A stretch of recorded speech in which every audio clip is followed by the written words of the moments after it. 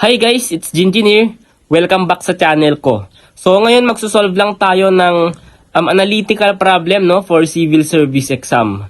So combination ito guys ng number and letter series. So kung gusto nyo i-try, i-post nyo lang itong video natin. Okay, so i-start na nating sagutan. So kapag combination guys ng letter and number series, syempre compare natin yung mga numbers and yung mga letters nila. Okay, so mas magandang unahin dito guys yung mga numbers. So, isulat lang natin sa first group, meron tayo ditong 1 and 8. Sa second group naman, meron tayo ditong 27 and 64. Okay, and yung last group, 125 and 216. Yan, so, ano yung napapansin ninyong pattern dito? Okay, so these are all cubic numbers, no, or perfect cubic numbers. Bakit? So, pag sinabing cubic number guys, kapag minultiply mo ng 3 beses sa sarili nila, is ito yung mga sagot. Okay? So, for example, sa 1, that is 1 cube, no? Or 1 times 1 times 1. Kaya naging 1 pa rin. Sa 8 naman, ang ginamit dyan is 2 or 2 cube. Okay? So, that is 2 times 2 times 2. Kaya naging 8. Next naman is 27, that is 3 cube. 3 times 3 times 3. Okay? And ituloy-tuloy lang natin yung pattern. So, 64 that is 4 cube. 125 that is 5 cube. 6 cube naman itong 216. Okay? So, yung susunod dapat guys sa series natin is 7 cube and 8 cube. Okay? So, 7 cube, sagutan lang natin to. That is 7 times 7 times 7. So, kapag minultiply natin yan, ang sagot dyan, that is 343. Okay? And itong 8 cube naman. So, 8 times 8 times 8. Ilan yan? Okay, so that is 512. Diba?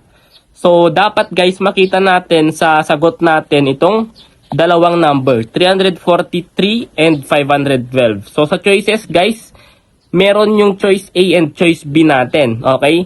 So, itong choice C and choice D, since wala 275 yung isang number nila, so mali na yan. So, X na kagad yan. Okay? So, dalawa na lang yung pagpipilian natin. Ngayon, para makuha natin yung tamang sagot, sa letters naman tayo mag-compare. Okay? So, ilista lang natin yung mga letters. Sa first group, A and D.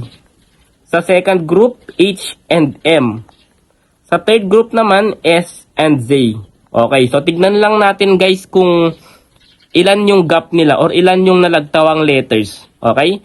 So, A papuntang D, that is A, B, C, D. Okay, so tatlong steps, no? So, D naman papuntang H. So, D, E, F, G, and then H. Okay, so tatlong letters pa rin.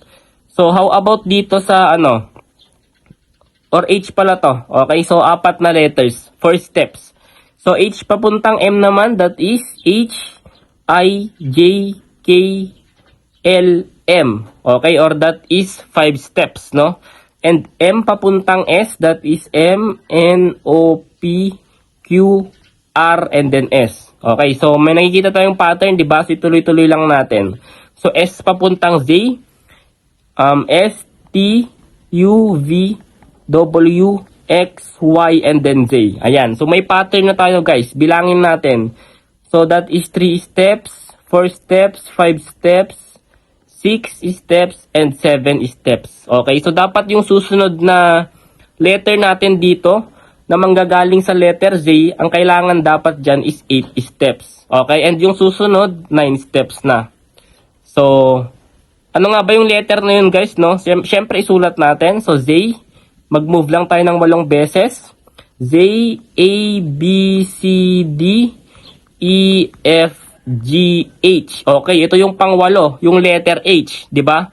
So, ituloy-tuloy lang natin. Kung H na to, ano yung susunod naman sa kanya? So, gagamitin naman natin itong 9 steps natin.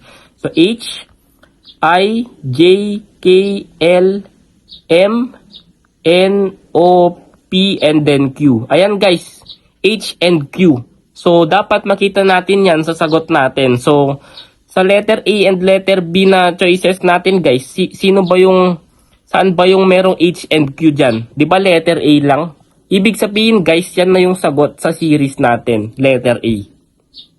Diba? Madali lang guys, no? So, yun lang. Sana natuto kayo sa video natin for today. And mag-subscribe kayo sa channel ko guys para lagi kayong updated. So, salamat sa panonood. Kita-kits tayo sa next video ko.